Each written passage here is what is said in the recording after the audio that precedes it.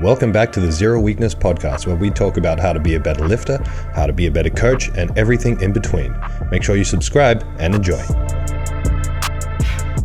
Hello and welcome to the Zero Weakness podcast. We are back with another episode. This podcast is sponsored by Establishment Coffee Co. Go to establishmentcoffee.com.au, use the code 025 and get 25% off your order and free shipping.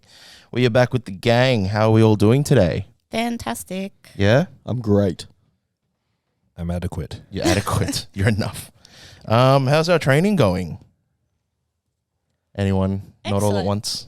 Excellent. I'm in a high volume block again, which is amazing. Gross. I usually dread them, but I'm loving it. It's so good. What's high volume? What are you doing? I'm doing 5x8 of everything at the moment. Yeah. I'm going to get jacked. Yes. And put Let's on go. some size. Nice. Yeah. Damn. Yeah. Is that the goal? Are you That actually is trying the to put on goal. weight? That is the goal. Juicy bridge dog. Are you eating more? I'm going to start tracking again. Yeah, nice. So, yeah. Well, your lasagna yesterday was pretty good. What's that? Your lasagna yesterday. that was pretty good. Yeah. Did you have some of that as well? No. Thomas always eats my food. Oh, does So, he? yeah. Damn. When he thinks I'm not looking. Steals my Tupperware. Well, if it makes you feel better, it's not just your fault. Wait, how's we had some of his cookie yesterday? He came in Yeah, and only goes, because he who didn't ate my want them. cookie? Oh, did you really? Oh, I know. I was like, You said you didn't want them. You said you didn't like them. Yeah, so we but- just assumed, okay, well, that means it's yeah, ours. I'm heating We this warmed it bit up up. in the microwave and everything. Open It was really game. good. Delicious. It was fucking delicious though. So I'll good. give you that. Well, you're welcome. Happy birthday, guys. Wasn't on offer, but yeah. There's still one in the fridge, the caramel one. Oh, Yeah, thanks. I've been working on it. Wow. My training's going fucking swimmingly. That means good, eh? I don't know, Swimmingly, man. I don't know. I don't know why I said swimmingly. I've never said that. Runningly. Yeah. Hey. So I've just been, just chipping away, lifting weights 3 times a week, playing basketball once a week, running 3 times a week. I'm having so much fun with training. My gym sessions, because now I'm not doing, I'm not powerlifting or prepping for a comp. So my sessions are going for like 35 to 45 minutes. What a dream. Yeah, it's pretty good. What a dream. I'm enjoying I can't it. say that. Yeah, That's my warm up. Actually, with that timing, you should train with Alex Evans. yeah. Except I'll do more than 1 kilo side raises. 4 kilo overhead press. And this is a guy, just for context, so people don't think we're just roasting him. This is a guy who's actually very strong. Yes. When he was powerlifting, he squatted 280, he's benched 180, deadlifted, I don't know. Close to 300, or maybe even Yeah. 300. Oh, wow. Yeah, and now he does jiu-jitsu, and he comes and trains. He's still a He's huge. he's a big dude, and he comes in. His sessions go for what, 20 minutes? Comes in with his laundry basket With his Yeah. laundry basket. and his use like orange juice bottle that's like full Yeah. full of water. His bottle of water is like a bottle that used to have methylated spirits in it or something. Yeah, That's what, something like that. that's yeah. what It's it like looks a like. 5-liter Yeah. bottle. Yeah. Yeah, vinegar bottle. Like, yeah. And yeah, he just comes in here because he loves it. Does 20-minute workouts with like I said, all the dumbbells are like under 7 kilos. I seen him back squatting with 5s aside the other day, and I was like, that's fucking sick. Nice. Then he rolls around for a couple of hours. Alex is OG. Yeah, he's a veteran. What about you, Bet. CJ? How's your training? Same as Bridget. I'm doing 5 sets of 8. Everything's sore. The DOMS is terrible. Sessions go for too long, but it is fun. It's nice to not be nervous about what you're lifting that day or wondering if you're going to hit it or not. But yeah, it's good fun. Do you get nervous about those numbers you were hitting? Yeah. Especially the ones you haven't picked up yet. That's where I was trying to get at. Nah, Tell us about your new deadlift PB yeah. in deload week. Yeah, in deload week, I thought we got to send it one more time.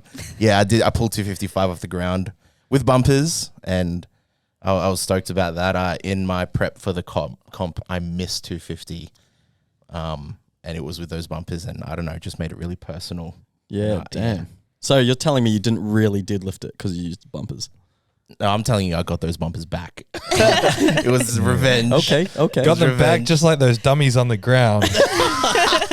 Yes. Follow CJ and see him bashing the heads in of dummies. Yes, been training at UFC gym and love hitting bags and and those ground and pound dummies that I've always watched on TV and all that. So yeah, it's fun to actually see it in real life and have a go while everyone's looking at you weird. Wait, so are you meant to do that? Yeah, that's what they're for. They're for. I thought you were pound. just being funny. No. Those Ground and pound bags. Yeah, those bags are meant for ground pounding and they got a bit of weight to them, so they do like pick up. I don't know what you call those kind of. That's so aggressive. Yeah. It is to do it for like 3 minutes straight or 5 minutes straight is so tiring, but it's fun. I think it's so aggressive because when you're punching a bag, you don't see the bag as a human. When you're punching that thing, it kind of looks like the shape of a person, and you're so into it. I'm like, damn, I never want to see CJ angry at me. No, it's all right. I'm on your side, guys. But yeah, no, training's been good. Hitting volume PBs, but yeah, it's good fun. Nice.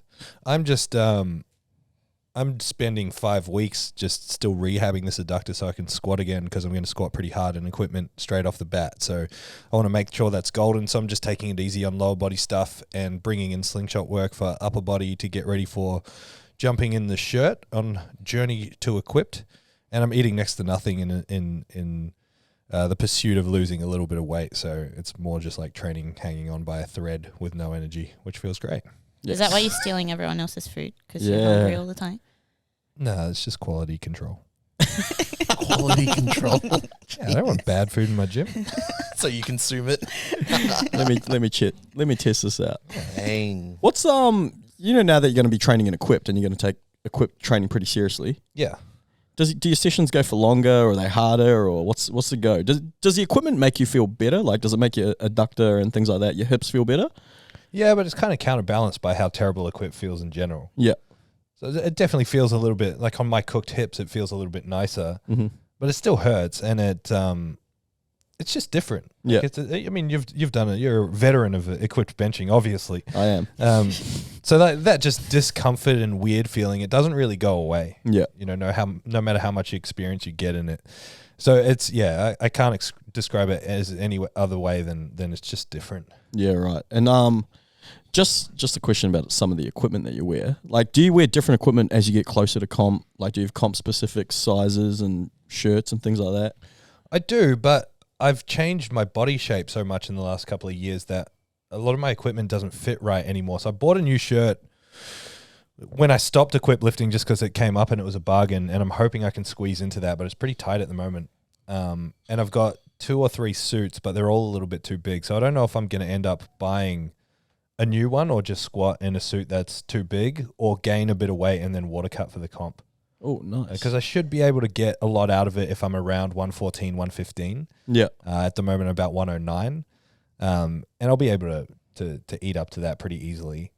And then the water cut to 110 will be easy with a 24-hour weigh-in. So, but that's hard. If I do that, then the shirt's definitely not going to fit me. It's the drama with equipment. Like it relies so much on you having a pretty consistent body shape. Yeah.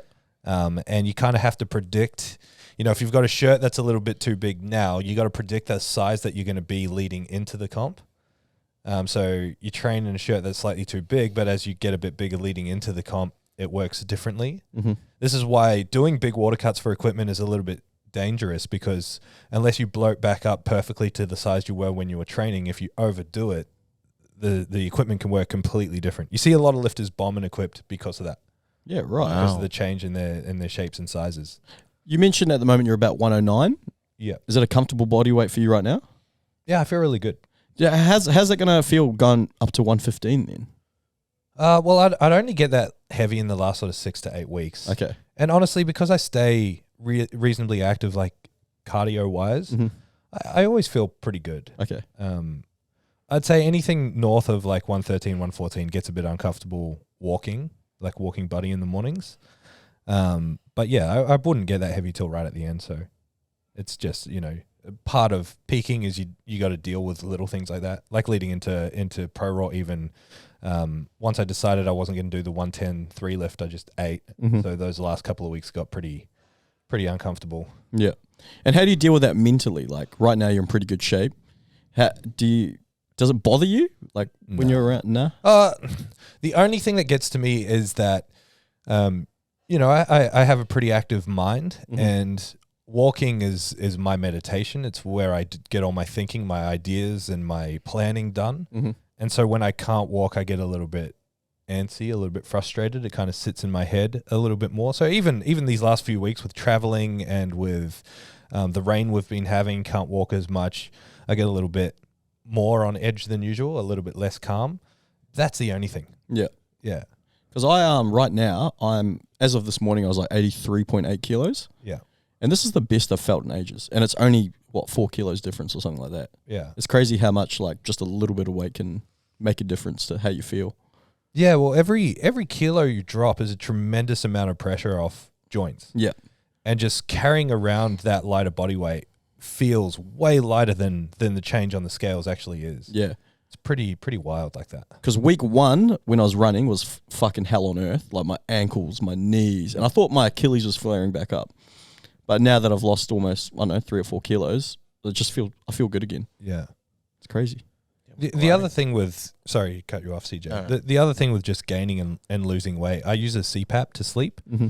And so you're constantly having to adjust that to accommodate. And sometimes, when you get a bit heavier, if you don't adjust it quick enough, you don't catch it for a few weeks. So you feel like shit for a couple of weeks because you're not sleeping properly or you're choking in your sleep and you don't realize. Then you turn it up and you feel good again. Or in the opposite direction, you wake up feeling really foggy and your ears are blocked, and it's a weird feeling when the pressure's too high. It's hard to describe. Yeah, but, I mean, like, this is very, very, very in depth. No, very, very, very like small problems to have. You know? Yeah, sweet. All right. Before we get into it, tell us what your grievance of the week is. Oh, you know what? I had one earlier this week and I've actually forgotten it.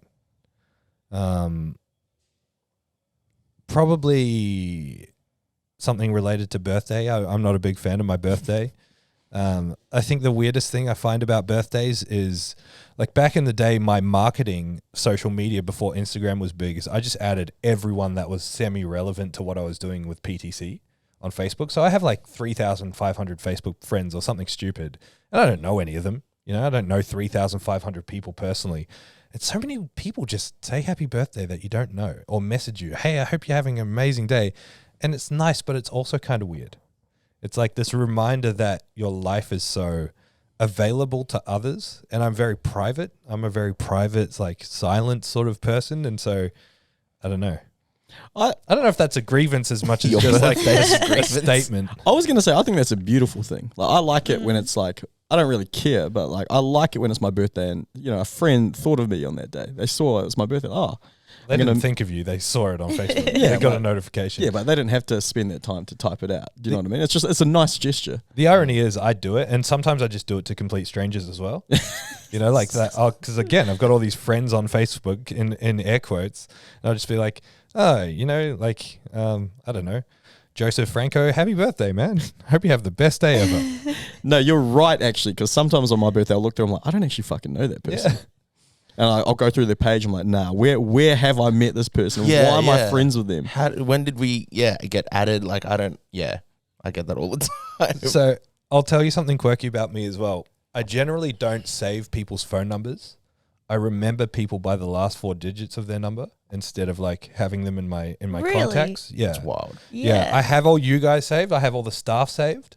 But even some of my closest friends, I don't have their numbers saved. I just remember the last 4 digits of their phone number. It used to be the last 3 digits, but then I got caught out with people who had the same last 3 digits, so I extended it. Changed my system recently. Anyway. Change my system. Yeah. But I get text messages, just like you guys do. You get text messages on your birthday, and maybe it's people from years ago who you don't have their number anymore, or for me, I never have anyone's numbers. I got this real weird message that was like, happy birthday, Thomas, no emotion, and the T was like a lowercase t, and then it was like, I hope this year reaches your expectations. Like, what a weird birthday message. I feel like I got birthday message from Dwight Schrute. Like, it was just like, hope this year is your expectation. What? Oh, thanks. But how was your birthday? Uncomfortable, but good. Yeah. Do you feel older? No. Nah. I feel quite sprightly. Nice. That's good. 33 years young, baby. Unless you ask me about my hips. But I felt very old. They felt old for about 10 years now, though. Yes, exactly. All right. So today's episode, we're talking about 5 tips to improve your coaching. You guys are giving me 5 questions here to discuss. First one. Tip number 1, having a collaborative relationship with your client. So Bridget, you kind of threw this out there. Where did you come up with this? Just with, I'm not throwing shade on anyone. Let me preface this by saying that. But my old trainer always thought he sort of knew what was best when it came to my goals and wouldn't really listen to what I had to input. So I think it's really important. Communication's very important between trainer and client. So, yeah. What do you think was missing in that? So, you know, you're obviously paying this person because you see value in their knowledge and expertise. And so there's an element of like you're putting your trust and your faith in them. What did you need in that circumstance to feel like this person was working in your best interest? Like, what did you actually need from them in that moment? I just needed my trainer to listen to me more, to listen to what I was saying. He was quite new to the industry as well. So I think he was trying to sort of prove his worth a little bit as well. And I wasn't in the fitness industry at the time. So I think he thought I didn't really know much. So it was up to him to sort of make the decisions, the final decisions. But yeah, just communicate more. And listen to your client. Again, just making the point, we're not throwing shade on this person. I have no idea who this person is, and neither does anyone else besides you. What specifically did you feel like you weren't getting heard about? Like, how can you give us a specific example as to how you felt your goals weren't being worked towards? So I went to this person because I wanted to gain size, but they were getting me to do things like uphill sprints, and we would spend like 45 minutes just sprinting, and I'm like, this is not getting me towards my goal. I'm pretty sure this isn't. I'm pretty sure this isn't how you get bigger. This is the opposite of what I was expecting to be doing, and like I was paying this person for an hour session where I would just spend running. I've done that. I went to someone when I was like 19 in the off season for footy, and I said, "Oh, yeah, I want to get, I want to get stronger because I wasn't very strong." And he got me doing what's that? I forgot what it's called. Is it called Zoo? Yeah, that was another thing that he used to get me to do. It's based on animal movement. Yeah. So I was doing Zoo, and that was apparently going to get me stronger. What's Zoo? Frog squats and bear crawls and. Yeah, it's almost like a cross between Zumba and yoga. Yeah. Yeah. And I was like, but I didn't really know, but I was like, I'm pretty sure this isn't how you get stronger. All my friends are doing cleans, they're doing squats. Wait. So you did Zoo, but why are you still so unflexible?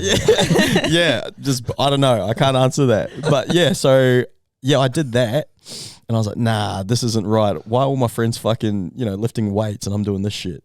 So that lasted like 2 sessions. So I think that's a good example of a poor collaborative effort on behalf of a client and coach. Like in terms of, he didn't really help me. He didn't meet my needs. He didn't help me. There was no clear expectations to begin with.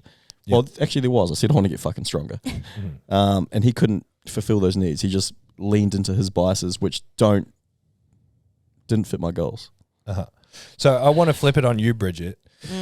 Let's say now you are the trainer in this scenario. Like you're training someone here and they say, I feel like what we are doing is not working towards what I want. What do you do in that moment?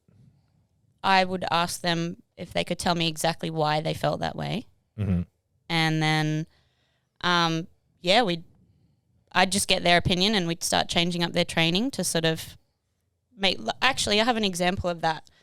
Last night I was training a young girl, and she's very nervous when she comes in here and she doesn't really want to do the things that I tell her to do. So what we decided to do was I said, all right, we're going to work each muscle group, but I'm going to let you pick your favorite exercises. And so now she feels better and she feels like she's working towards her goal, but she's doing it the way she wants to do it. So, yeah. That's cool. Yeah.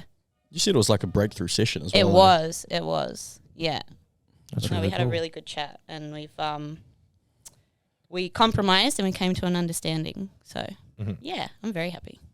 Yeah, cool. Because I wanted to ask these questions in like to you guys in terms of, it's really interesting, this whole idea of a collaborative approach, because, I mean, you guys know me well enough to know that my coaching style is very down the line and very like what I say is what we're doing kind of thing. And it's not militant, but it's very much a representation of the kind of people that come to me for coaching. The kind of people that come to me for coaching want to be told exactly what to do. because they're high-performing athletes and they're putting all their faith and trust in me. And on the complete opposite end of that scale is people who have no knowledge or no understanding of training and fitness and all this sort of stuff. And they are, really influenced by what they see in social media or what they read on Google or whatever. And so they sometimes come to you with ideas like, I feel like I should be doing this. And deep down that's not what they should be doing. And then you get the opportunity in that moment to make the decision as to what you do. You either put your foot down and be arrogant and be like, no, you're wrong, I'm right, this is how it works, listen to me. Or you do exactly what you identified when I asked that question, Bridget. I said, what did you need? You said, I just needed to be heard. You just need to listen to the client. Like, what are they actually saying? What do they want? What is their frustration? How can I do what then you did with the opposite when you were the coach? How can I find a compromise that still allows us to do what I believe is right to do, but makes the client feel empowered that they have some decision making in this process? Yeah. And we do this at every level of coaching. Like, I do it at my level of coaching, but it's a lot less for me nowadays. There are things that I won't bend on, but there are also things that I don't care about as much, and it's more important to keep the person engaged. And we're always kind of finding this balance. I think the risk there is that you get so collaborative that the person then ends up writing their own programming, driving their own training. And for me as a coach, I want all of my clients' results to be dictated by me, so that if they are failing, it's my fault, my responsibility. I can't put it back on them unless they haven't executed or they haven't done what they needed to do. And so there is this intricate balance that you have to find. And so much of it literally comes down to exactly what you said, Bridget. People just want to be heard. They want to be listened to. And there are so many things that we can do as a coach where we just bite our tongue. We don't have to be right in that moment. We just have to hear them and give them what they need to be felt heard. They say, I really feel like if I'm going to be doing this, I need to be doing more stretching and I'm going to take up a yoga class. We don't say, no, stretching a waste of time. Yoga, you're just going to waste all your time and money. We're like, do you really want to do that? Is that something that you see value in? Do you enjoy doing it? If the answer is to yes to it, fuck yeah, go do it. Because it doesn't influence or change what we can do to continue to make them work towards their goals. Sometimes we have to provide a little bit of education, but we need to do it in a soft way so that the person still feels heard and validated, because that's going to continue to create the buy-in to what they're doing, which is going to produce the result. And then they'll see a tremendous sense of trust and value in investing in you. Have you had experiences like this, CJ? Not just with lifting, but other coaching that you've been a part of, whether it's, bashing dolls on the ground or whatever you do? Yeah, I guess more from a consumer point of view. I guess that's what I really like about training here at Zero under you guys' guidance, is like being able to have a talk with you and just being heard. I think, and I honestly, when I talk to my friends outside of Zero, when they hear that, it's a very lucrative thing for them. Because like, oh, that's really cool. I was like, oh, you don't just get, do this and that's that. You can actually talk about what, your program and what you're doing, and ask questions and maybe even make tweaks throughout the block and stuff like that. And I think that's awesome. I think the big thing is like, wanting to be heard and hearing you guys actually explain why. So if I'm saying, oh gosh, I'm doing so much, like, I don't know why, and you tell me the purpose, like, oh, well, this block does this, and this is what we're doing, and this is why we do this block, and it builds foundations for this, or whatever the explanation is. It gives me, like, vision, and when you have vision, it's like it gives purpose to the pain. And 100. So that's why I'm thinking, like, I was, like, talking to one of my mates, and he's like, oh, what are you doing? I was like, oh, I'm doing 5 sets of 8 at 160 squatting, and they're like, yuck. But in my head, I'm like, I'm thinking about squatting 300 one day. And just like, that's like, okay, I'm willing to eat this, for so long. And the fact that like, you're on board with me, you know what I mean? Like you want to see me succeed. And I know that your intent towards me isn't ill. Like it's, you want to see me win. So I back that, we're in it together. Yeah, for sure. And then, like, another thing as well that's huge with a collaborative approach is enjoyment. Like, you want to have fun training. You want to have, you want to enjoy what you're doing. And if a collaborative approach where, you meet in the middle on certain exercises or certain ideologies makes a difference, then albeit. Like at the end of the day, like they're paying for a service, they're paying for a product. You want it to be good. Like, so obviously you don't want to bend away from, turn away from your biases too much, but you want to meet in the middle a little bit as well. If it's a really, like CJ said, a really hyper-specific or specialized goal, if someone wants to, run a sub 3-hour marathon, there's no compromise on some of the work that you have to do. So yeah, you got to be really, even though you want to be collaborative, you also got to, you got to look at the big picture as well. Which is what coaching is. It's having that big picture when a client really can only see what's happening in a snapshot of the moment. We can step back, we can see what's happened before, what's going to happen. We can be predictive, and so we can guide this person to understand what needs to be done and purpose behind what we're doing. And it's an art. Like it's something that's quite difficult to teach. It's something that you get from experience and application over time. Yeah, absolutely. Next topic. Stop, collaborate, and listen. Number 2, being willing to admit you don't know something. No, but let's just go back a step. How good, like that Vanilla Ice line is perfect for what we just said. I wish I came up with it earlier. All right. I didn't even think of it like that. I just thought you were trying to Stop, collaborate, and listen. All right. Ice is back. It's a brand new invention. Go, CJ. But yes, Something okay. Number grabs 2. a hold of me tightly. I'm not going to get the second point out. Being willing to admit you don't know something. Yeah. Oh, Yes. I'll kick this off. I don't know why, but it's very, because I thought the same thing too. Whenever you get injured or you have a little niggle, people always ask their coach or client, what should I do for this? Cry. And I always say, like, when people ask me, hey, I've got a really sore shoulder in here, when I do this, I'm like, I don't know, you should probably see a physio. That's literally so far out of my scope of practice. What you're describing to me right now, I can't do anything to help you. I'm sorry. I'm the same, and it's good when you don't know something because it makes me go and look it up and research it more. Yeah, because the amount of times I've heard trainers or coaches, no one in specific, but it's a very common thing in an industry where coaches know everything. They've kind of just made up their own diagnosis and said, do this, it'll be sweet, it'll fix it. Yeah, for sure. And I think it is important for us as coaches to showcase to a client that we are willing to learn as well. So, I think it's great that more and more people are willing to say it's okay to say, I don't know. But personally, I would say I don't know is an incomplete statement. Like if you came to me in that scenario and you're like, hey, my shoulder's busted, what do I do about it?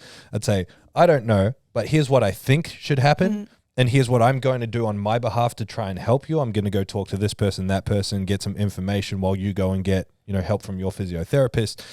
If you can showcase to someone that you are invested in them getting better, that is where the relationship is going to develop and blossom. Because like the inherent fear of most trainers when they start off is being wrong, or it's a scarcity mindset. It's like, if I can't answer this question or help this person right now, I'm going to lose them as a client. I'm going to lose money. I'm going to lose business.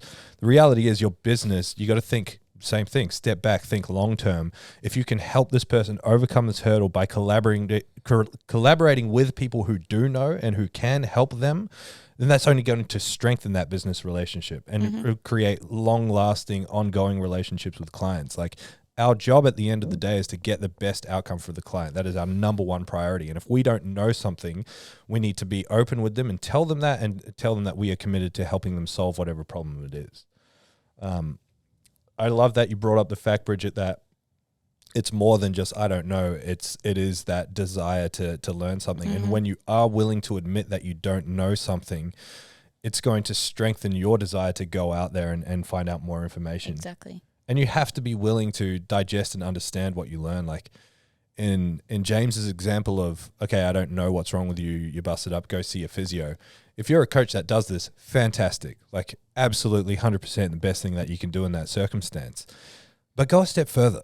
Try and listen to what the outcome is. Listen to what the injury is. Think back. How did we end up in this place? What were the things, the trends that I noticed leading into this? What was the programming trends, the technical trends? What did the physio say the injury was? What was the rehab protocol? Then you can have more confidence in saying, I think it's this. I'd like you to go see this person who I trust to confirm. It's only going to strengthen your knowledge. It's going to strengthen the speed at which you can get on top of these issues. It's going to help direct the conversation. Like, there's so many benefits to just paying attention Like, don't just say, I know, and be happy that you don't know something. Be actively invested in trying to improve your own knowledge and education so that even if you're not going to know that thing, like I'm the same as you. I'm not a physio. I can't diagnose injury, but I'm so good now at looking at someone get hurt and being like, I think it's this and this and this. I think the rehab's going to look like this. I want you to go talk to a physio to confirm it. And if they go to that physio and I'm wrong, great. I get to learn something. If they go to that physio and I'm right, they're like, wow, this guy knows his stuff. Yeah. So there's so much benefit in just being hyper focused on trying to fill in those gaps in your knowledge. And it should be what we all do as coaches is constantly learning and developing and practicing. We're pretty lucky here at Zero. We can refer out to some really good physios. And in my experience, because I refer all my clients to pretty much the same physio. And it's really cool that I get to have a collaborative relationship with the physio and the client. We're all in like a group chat, and it's cool for the client to see that everyone's working together. Obviously for, the desired outcome for you to be healthier, to be able to lift properly, lift pain-free essentially. So yeah, we're really lucky here in that regard. And that, so my clients have had really good experiences with physios that we've referred out to. Because like I said, that communication amongst the three is huge. And as a client, that's, it's like, fuck, these guys really care about me. They want to see me get better. He's adjusted his programming to suit this. He's added this in. Physio's talking to him about this particular exercise you need to be doing before your sessions. And yeah, it's really cool. Yeah, and I mean, we've been using the injury example, but this extends into anything. Like, I mean, you guys, when you get clients, if you're unsure of something, you can just say, I don't know, I'll ask Thomas. And then we can talk about it. In my circumstance, if I don't know, I've always either referred out or I've gone and got education. Like in the past, people have come in here and been like, I really want to compete in weightlifting. Can you teach me how to clean and jerk and snatch? And I'll be like, look, I can. It's going to be rubbish. You can go and see this coach who specializes in weightlifting. That's going to be your best option. Can you teach weightlifting? I'm pretty sure I asked you that when I first started here, and you said no. Well, because I'm not confident in it. Like, I can teach you a clean and jerk and snatch, Really? but it'll be a complete regurgitation of like the old cow strength videos. Jump and catch. Cal Strength are the best videos, by the way. Oh, the best. How come we can't max out every Friday? Max out Fridays. That's sick. Yeah, let's go. It's different with weightlifting. You know this. You know this. You're just. Oh, I'm not talking about this. Max out Fridays. Yeah, and so if you're a coach and you get stuck on something, go out and try and figure out what the answer is, and you'll be surprised. Like, you message people in higher positions than you. If you're a powerlifting coach in Australia and you're coming up in the ranks, if you message me or you message Will Crozier or you message, Jamie Smith at Strength Culture, we're the kind of people that are going to reply. We will help you out. And if it's a complicated thing, we'll line up a call and we can talk to you about it. Even if it's a paid consult or something like that. Most people like us, we're invested in seeing the community grow and get better. And who cares if the person doesn't reply? You shot, try someone else. Like, go out and talk to people who can help you and try and get those answers. Information is everywhere. And if you're not invested in continuing to get better, you're going to be stagnant in your practice, or you're going to fall behind while everyone else is trying to get better. Yeah. Agreed. No, if I'm chiming in, like I feel the big thing where I've learned in this, I'm not a coach, but when it comes to not knowing something that people may ask you in an industry or whatever, I feel for me it was having to swallow my pride. And when you swallow your pride, it's actually very freeing, because when you can say I don't know something, it's you have a very teachable heart, and it's different. You're not feeling insecure about, I don't know this, and it's going to discredit me or whatever. Well, I'm sure you've done this like as a videographer yourself, and like photographer. I'm sure people have asked you to do things that are outside of your scope, your line of work, where you've referred out. You've been like, hey, that's not really what I do, but I know someone who's really good at doing that. Yeah, absolutely. I'd go further than that, right? Like the line of work that you do in freelance videography and photography, it's always advancing and changing as the technology changes. Like, you're constantly saying, wow, I don't know how to use this new camera, or I don't know how to edit with this new software or this new update. And so you're constantly having to learn, right? Yeah, absolutely. And you're following trends and how different style of video now. Like, yeah, I've noticed weird example, but now like with lifters that film themselves, they like to really underexpose their videos now, Mm. which to me, like, I hate that. It's terrible, but I've now adapted the way I, grade my videos to that. So there's a lot of things. Even last night with my mate, he wants to shoot like a very specific thing for his business that he works at, and he asked me, my camera choices, and I gave him a list, and then he came up with this one that I've never seen before, and I was like, I don't know, but let me get back to you. And I just did an hour of research and was like, yeah, it's a great choice. This is this. These are the perks. These are the cons. So yeah, like, when you're at that place, yeah, it's not like, that took a hit on my pride that I didn't know about that. I should know about these things. I'm a videographer. I think, like, it's one thing to, like, with you guys talking about like physios, like, it's easy, I guess in that way, it's easy to define knowing that that's not my lane. I'm not a physio. But even when it is something that as a coach you should know, it's okay to not know everything, because that's the kind of grace you should have for yourself. That makes sense. For sure. Yeah. I'd rather admit that I don't know than give somebody bad advice or Yeah. the wrong advice. Yeah. Yeah. I feel like as well, I've never ever tried to make out that I'm a smart coach. Like, am I You are good? smart. Am I a good coach? Yes. I've never once fucking tried to make it out that I'm a smart coach. So yeah, like I said, I've got no problem, like you said, CJ, showing grace and saying, hey, I don't know. But we'll do our best to figure this out, and if we have to refer out, that's what we're going to do. Yeah. Yeah, absolutely. All right. The third topic is keeping your relationship professional. Let's keep it personal. No. Keeping your relationship professional. So keeping your relationship professional with your clients, it's very easy to cross that boundary in terms of friendships. I'll talk about a more positive side of that. I've trained a few of my friends, and it's for the hour, it's almost like a piss take to an extent. It's like, man, you're paying for a service. I want to give you the best quality service you can. So we need to, really dig our feet in and give it all we've got here. But also the other way, it can go the other way around. You get a little bit too close to a client. And at the end of the day, coaching is about, support and guidance. Mm-hmm. And some people might take that support and guidance the wrong way and start, I guess, unloading some personal problems. Mm-hmm. And, it might seem okay. You might think you're doing the right thing at the time, but obviously, there's going to be like a compounding effect where it just piles up and it gets worse and worse every week before you've gone too far. You're too deep into it now. So you need to kind of, create boundaries. Yeah. You need to set those boundaries right from the start. Yeah. I mean, the coaching is such a personal thing, but it is a business transaction at the end of the day. And what happens as you become bigger and bigger as a coach and get more and more clients, like humans can't handle that many really close relationships. And, it's really quite difficult sometimes to, be able to ignore all the noise that you get when communication has changed. PTs doing this 10 years ago didn't have much in the way of electronic communication. We definitely had it, but these days you can send a Facebook or Instagram message as soon as you think of it in the middle of the night on a Sunday night.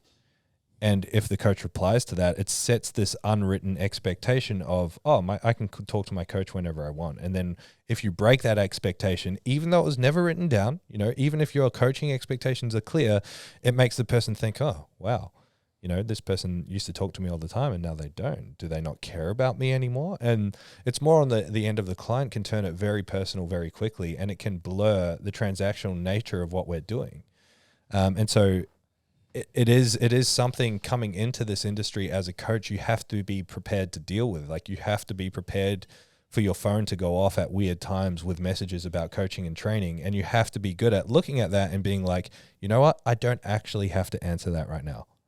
And sometimes it's actually negative if I answer that right now. And it can be quite hard for people to ignore, because generally we're like, we're good people that just want to help people out whenever, wherever. And I've been logging out of social media at nighttime a lot now. So yeah, just for transparency's sake, it's part of the reason why I got off Instagram. It was like because like you said, I created those boundaries. I let people message me whenever. I let people send me lifting videos, crazy times that I'd answer, and it all just kind of got too much for me. I was like, I don't want to do this right now. Yeah, and I mean, it's easy as a coach to think you're doing the right thing in doing that. And it's not that you're doing the wrong thing unless the person takes it the wrong way. And it's easy to take it the wrong way as the consumer.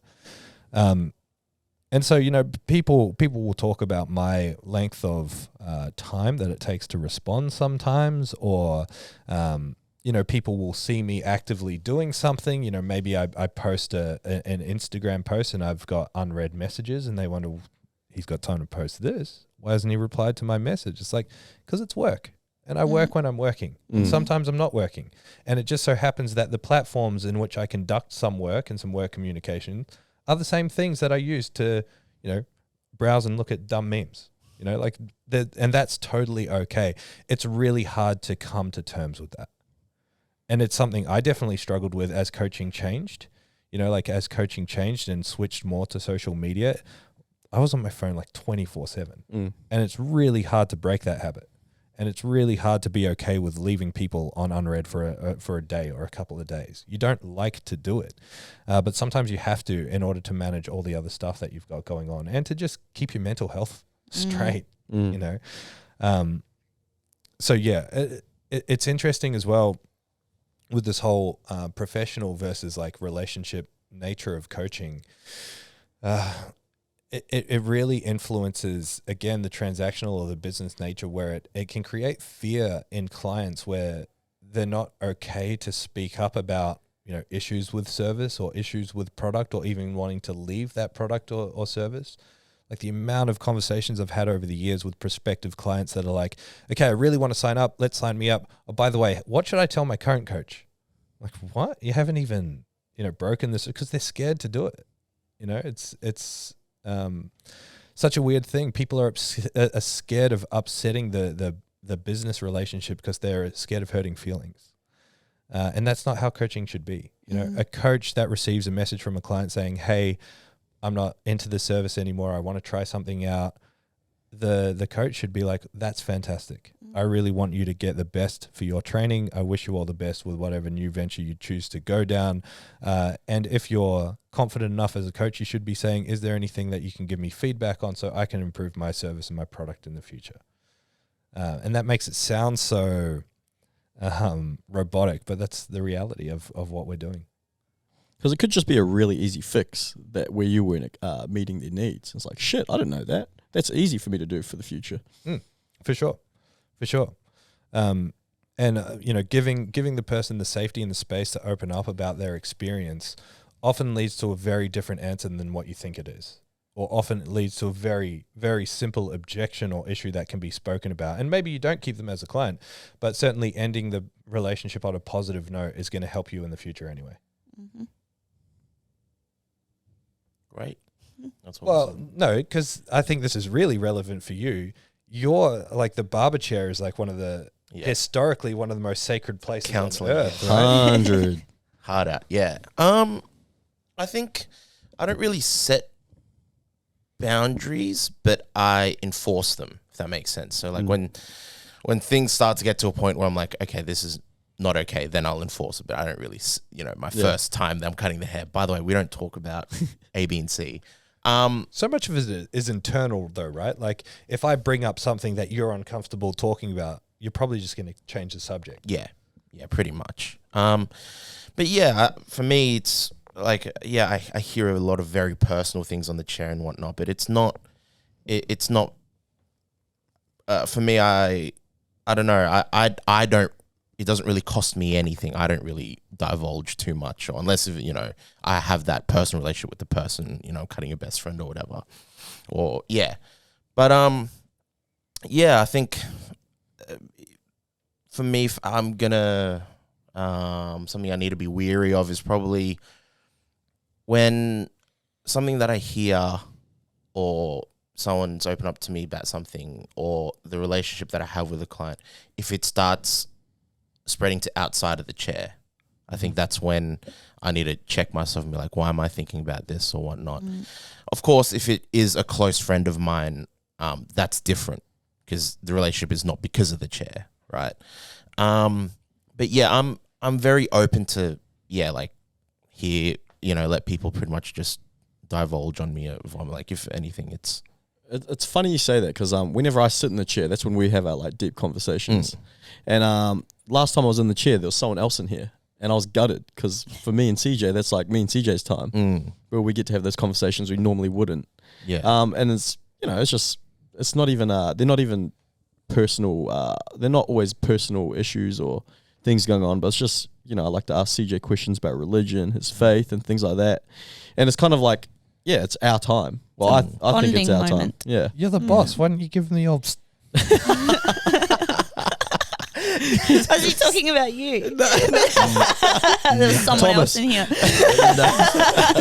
This is my office and my gym. And I have a call right now. Yeah.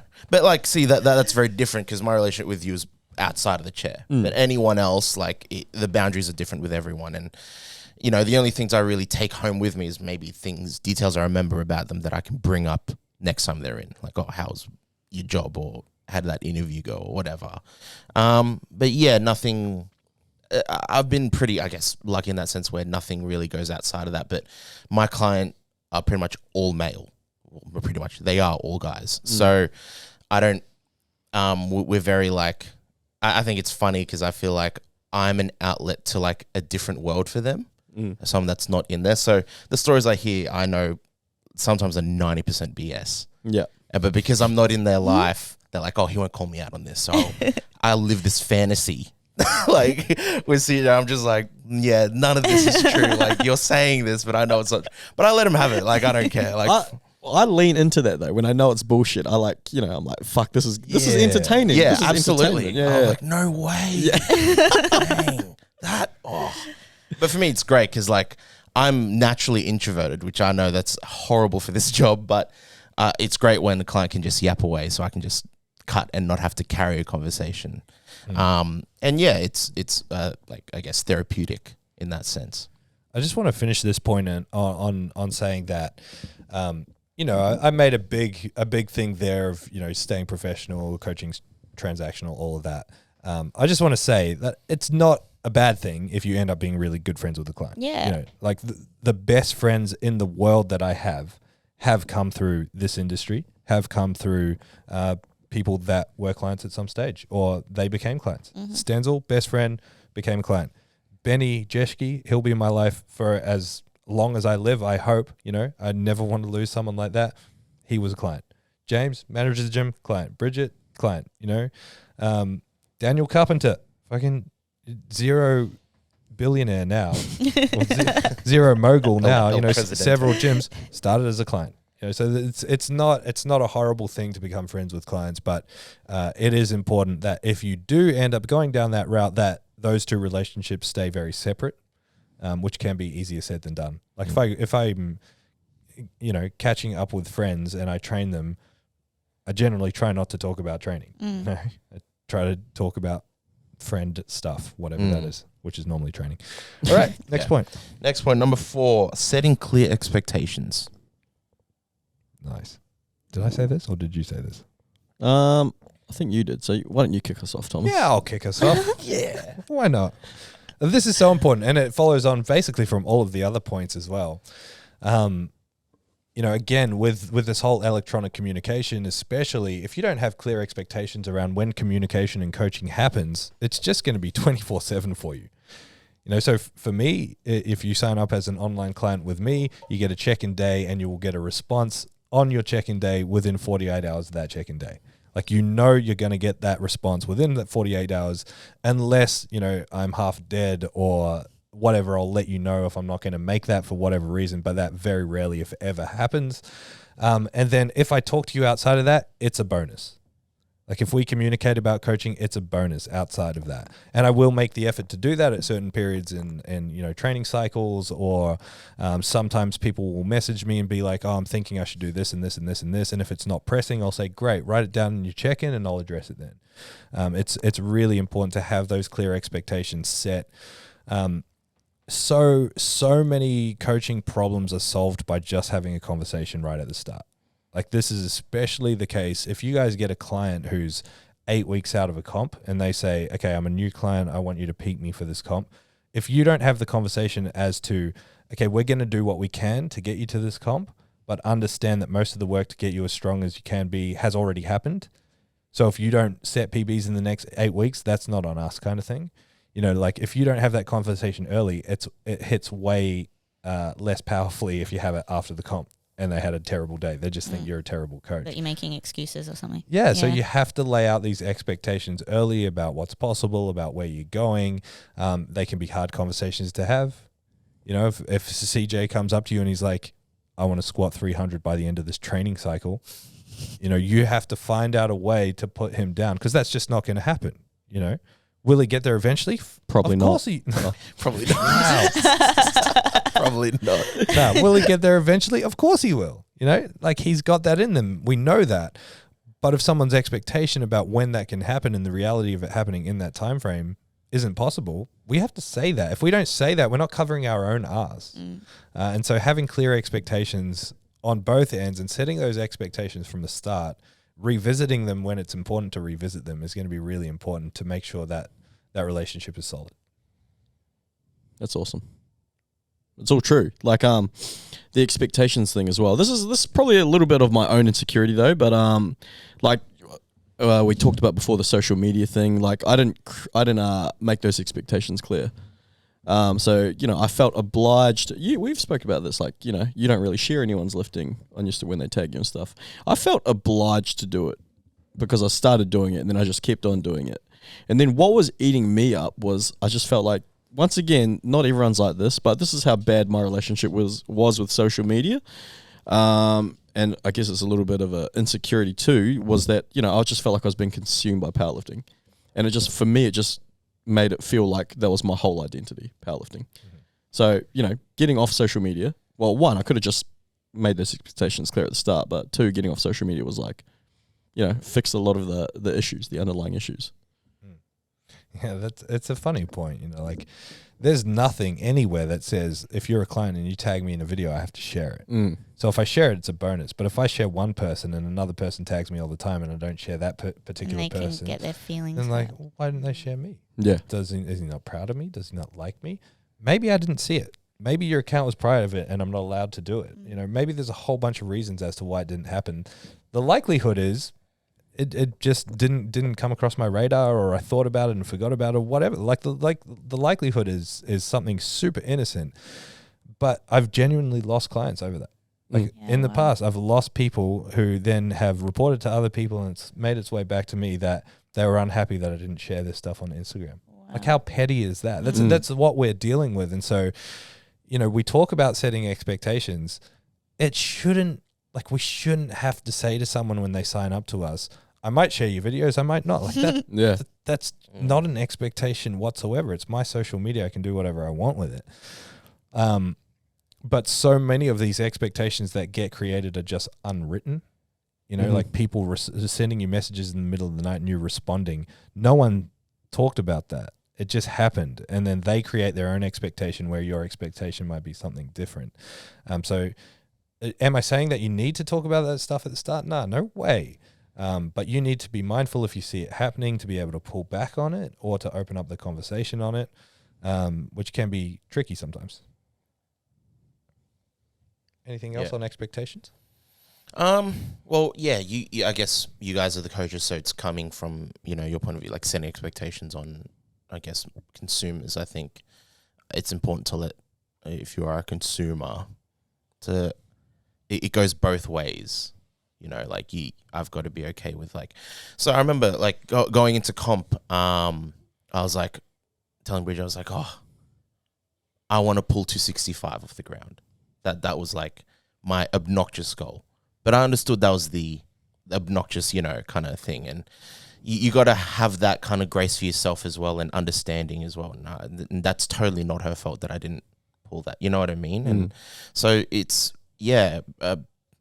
a lot of it, I guess, can come from insecurity and, you know, or why didn't she share my story or whatever, which, by the way, I don't put that pressure on you. But I always share your story. I know, and you do, but that's not, I know you do that out of choice, not because you feel I pressure you into doing it.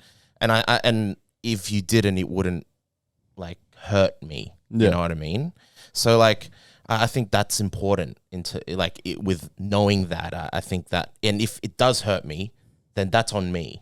You know what I mean? That's not How crazy is it that social media can have these effects? right, but it shouldn't. Yeah. Everyone's chasing that external Exactly. validation. So like, if something like that hurts my pride, you got to look internally before you look out for someone to blame. I think that's probably something people don't want to hear, but it's so important because it's not your value should be, on whether your coach reshares or the local gym that you trained at reshares your story or not, or I think you just train because it's what you just train. Like it's for you.